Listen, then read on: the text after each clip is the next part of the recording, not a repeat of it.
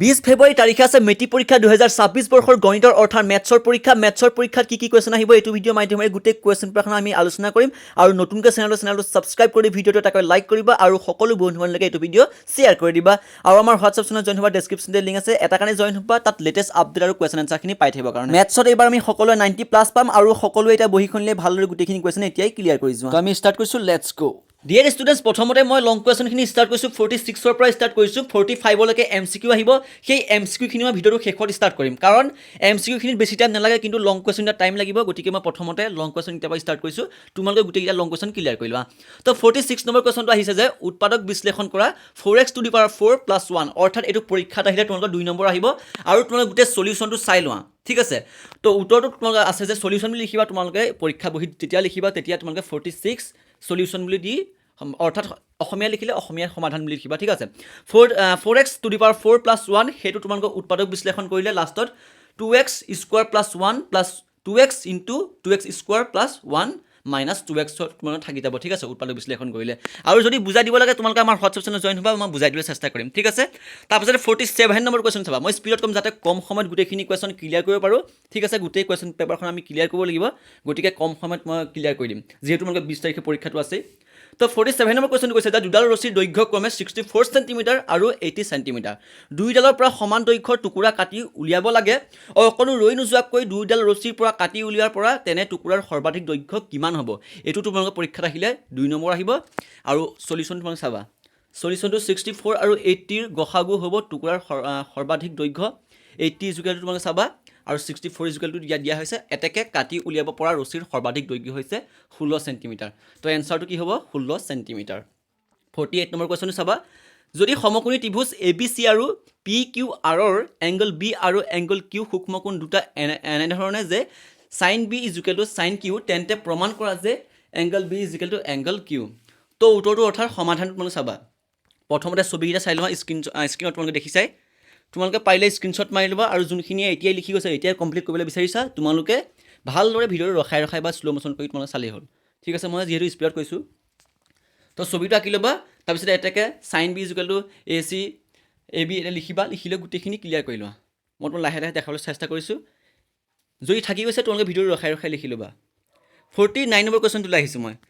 angle PQR Q কোণটো হৈছে 90 degree যদি PQ = 3 centimetre আৰু PR = 6 চেণ্টিমিটাৰ তেন্তে এংগল QPR আৰু এংগল PRQ নিৰ্ণয় কৰিব লাগে তো উত্তৰটো অৰ্থাৎ সমাধানটো তোমালোকে প্ৰথমতে ছবিটো আঁকি ল'বা PQR এটা ত্ৰিভুজ আঁকি ল'বা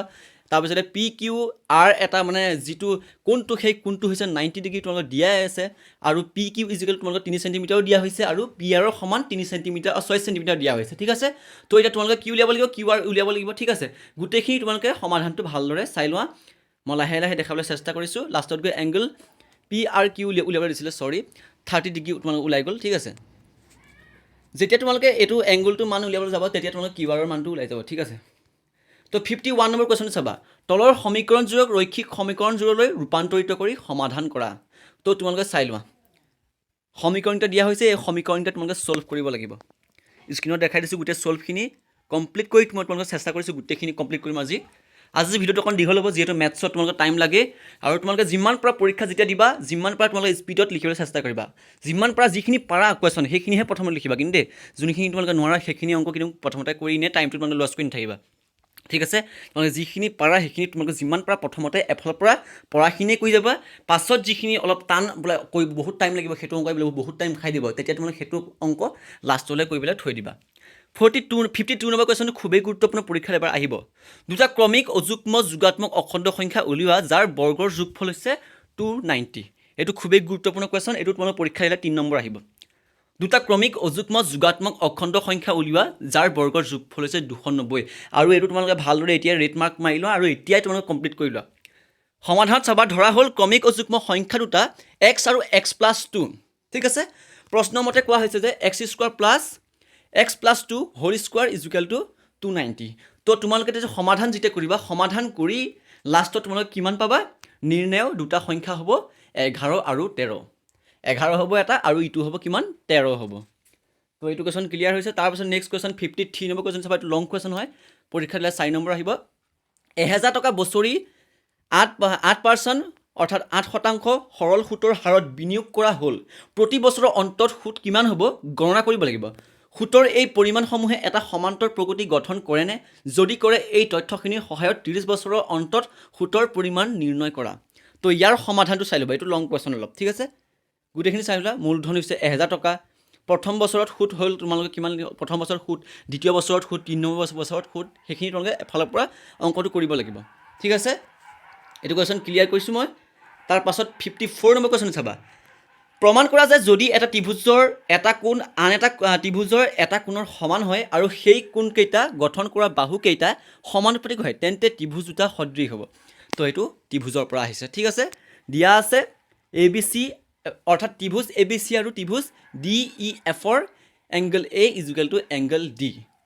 কাৰণ কি এইটো কেলৈ হ'ল বাৰু কাৰণ এইটো হৈছে এটা সমদ্বিবাহু ত্ৰিভুজ সমদ্বিবাহু ত্ৰিভুজৰ কি আছিলে সমদ্বিবাহু ত্ৰিভুজ হৈছে যি ত্ৰিভুজৰ দুডাল বাহু সমান আৰু 3 নম্বৰ বাহুডাল সমান নহয় সেইটো হৈছে সমদ্বি অৰ্থাৎ সমানে দুডাল বাহু মানে দুডাল থাকিব ঠিক আছে তো এইটো কি কুৱেশ্যন ক্লিয়াৰ কৰি লোৱা ছবিটো চাই ল'ব ভালদৰে এইটো ভাল আহে মই যোনখিনি থাকি গৈছে তোমালোকে ভিডিঅ'টো ধুনীয়াকৈ ৰখাই লৈ লিখি ল'বা এতিয়াই ক্লিয়াৰ কৰি যোৱা 55 নম্বৰ কুৱেশ্যন চাবা এটা বৰ্গক্ষেত্ৰৰ বিপৰীত শীৰ্ষবিন্দু দুটা হ'ল বেকেটাৰ ভিতৰত আছে -1 আৰু 2 আছে আৰু 3 2 আছে বেকেটাৰ ভিতৰত বাকী শীৰ্ষবিন্দু দুটাৰ স্থানাংক উলিওৱা তো তোমালোকে সমাধানটো লিখিবলৈ হ'লে লিখিব লাগিব যে এ বি চি ডি দুটা বিপৰীত শীৰ্ষবিন্দুৰ স্থানান্ত -1 আৰু 2 আৰু 3 আৰু 2 ধৰা হ'ল চি শীৰ্ষবিন্দু স্থানান্ত হৈছে এক্স আৰু ৱাই এইটো আমি ধৰি লোৱা হৈছে আৰু সেই এক্স ৱাই মান আমি লাষ্টত গৈ পাই যাম ঠিক আছে তো তোমালোকে বৰ্গটো চাই ল'বা ভালদৰে এ বি চি ডি এটা বৰ্গ আছে আৰু মানকেইটা ইয়াত বহাই দিয়া হৈছে ভালদৰে তোমালোকে আশা কৰোঁ তোমালোকে ছবিটো আঁকিব পাৰিবা আশাটো মানে ছবিটো যিটো আছে সেই ছবিটো কুৱেশ্যনটো থাকে কুৱেশ্যনটো তোমালোকে ভালদৰে অলপ ব্ৰেইনত যেতিয়া সোমাই ল'ব তেতিয়া তোমালোকে গম পাবা ছবিটো এনেকুৱা ধৰণৰ হ'ব তেতিয়া আৰু ছবিটো জানিলে তোমালোকে ইজিলি কি বস্তু উলিয়াব দিছে সেইটো ইজিলি তোমালোকে কিবা এটা কৰি হ'লেও উলিয়াব পাৰিবা ঠিক আছে তো ধুনীয়াকৈ সমীকৰণটো সমাধান কৰি ল'বা মই লাহেকৈ দেখাবলৈ চেষ্টা কৰিছোঁ আৰু যোনখিনি থাকি গৈছে সেইটো ৰখাই ল'বা মই বাৰম্বাৰ তোমালোকক কৈ আছোঁ 56 নম্বৰ কুৱেশ্যন চাবা বহিষ্ঠ বিন্দু টিৰ পৰা কেন্দ্ৰীয় বৃত্তলৈ টি পি আৰু টি কিউ দুডাল স্পৰ্শক টনা হ'ল প্ৰমাণ কৰা যে angle P T Q is equal two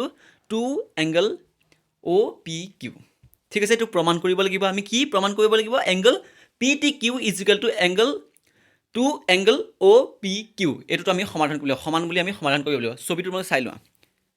ঠিক আছে ছবিটো চাই লৈছা ভালদৰে লিখি ল'বা আঁকি ল'বা আৰু সদায় যেতিয়া তোমালোকে মেথছত যেতিয়া পৰীক্ষাত বহিবা তেতিয়া কিন্তু ছবি আঁকিলে পেন কেতিয়াও ইউজ নকৰিবা তোমালোকে সদায় কাঠ পেঞ্চিলেহে ছবিখিনি আঁকিবা যিমানে পৰিপাটি কৰিবা সিমানে তোমালোকে নাম্বাৰটো দিবলৈ ভাল মানে পৰীক্ষকে যিমানে তোমালোকে ভালদৰে যিমানে লিখিবা যিমানে পৰিপাটি হ'বা সিমানেই পৰীক্ষকজনে তোমালোকৰ বহীখন চাবলৈ ভাল পায় আৰু তোমালোকক এনেই কিবা এটা যদি মানে সাধাৰণ ভুল এটা হয় তেতিয়া সেইটো ভুলটো মানে তোমাক ইমান ভুল বুলি ধৰি নাথাকে ডাইৰেক্ট তেওঁ মানে নিজেই শুদ্ধ কৰি লয় ঠিক আছে দিয়া আছে অ' কেন্দ্ৰীয় বৃত্তৰ টি বহিবিন্দু আৰু টি পি আৰু টি কিউ দুডাল স্পৰ্শক হয় প্ৰমাণ কৰিব লাগে যে angle P T Q is equal to 2 angle O' P Q আৰু তাৰপিছতে প্ৰমাণটো ভালদৰে তোমালোকে ভাল চাই ল'বা ঠিক আছে প্ৰমাণটো ভালদৰে গোটেইটো চাই লোৱা মই স্ক্ৰীণত দেখাই দিছোঁ আৰু তোমালোকে যিমান পাৰা গোটেই সূত্ৰখিনি ক্লিয়াৰ কৰি ল'বা সূত্ৰখিনি ক্লিয়াৰ কৰিলেহে কিন্তু তোমালোকে অংকত বহিবা 57 নম্বৰ কুৱেশ্যনটো আহিলে প্ৰতি মিটাৰত 24 টকা হাৰত এখন বৃত্তাকাৰ পথাৰৰ বেৰ দিয়া কামত 5280 টকা খৰচ হয় পথাৰখন প্ৰতি বৰ্গ মিটাৰত 0.50 টকা হাৰত হাল বাব লাগে পথাৰখন হাল বোৱা খৰচ কিমান হ'ব আমি নিৰ্ণয় কৰিব লাগিব কি নিৰ্ণয় কৰিব লাগিব আমি পথাৰখনৰ হাল বোৱা খৰচ আমাক দিয়া আছে কেইটা আমি প্ৰথমতে গম পাই গৈছোঁ ঠিক আছে কুৱেশ্যনটো তোমালোকে চাবা গোটেইখিনি যিখিনি দিয়া আছে সেইখিনি প্ৰথমতে লিখি ল'বা তাৰপাছতে গোটেইখিনি কি ল'বা আৰু তোমালোকে যিখিনি সূত্ৰখিনি ত্ৰিভুজৰ সূত্ৰ কিবা সূত্ৰ কালি সূত্ৰ সকলোখিনি ক্লিয়াৰ কৰি যাবা কিন্তু ঠিক আছে তো গোটেই সমীকৰণ তোমালোকে চাই ল'বা মুঠ খৰচ কিমান হ'ব 1925 টকা হ'ব 58 নম্বৰ কুৱেশ্যন চাবা 12 চেণ্টিমিটাৰ উচ্চতা আৰু 5 চেণ্টিমিটাৰ ব্যাসাৰ্ধ বিশিষ্ট এটা গোটা বেলনত এটা শংকু আকৃতিৰ গাঁত এটা তৈয়াৰ কৰা হ'ল যদি শংকুৰ উচ্চতা আৰু ব্যাসাৰ্ধ বেলনটোৰ লগত একে হয় তেন্তে অৱশিষ্ট গোটা বস্তুটোৰ পৃষ্ঠকালি উলিওৱা তো ইয়াত বুলি দিয়া আছে আৰ ইজুকেলো দিয়া আছে এইচ ইজুকেলো দিয়া আছে তাৰপিছত আমি যিটো সূত্ৰ সেই সূত্ৰটো বহাই মেলি গোটেইখিনি অংকটো ক্লিয়াৰ কৰিব লাগিব 61 নম্বৰ কুৱেশ্যনটো তোমালোকে চাই লোৱা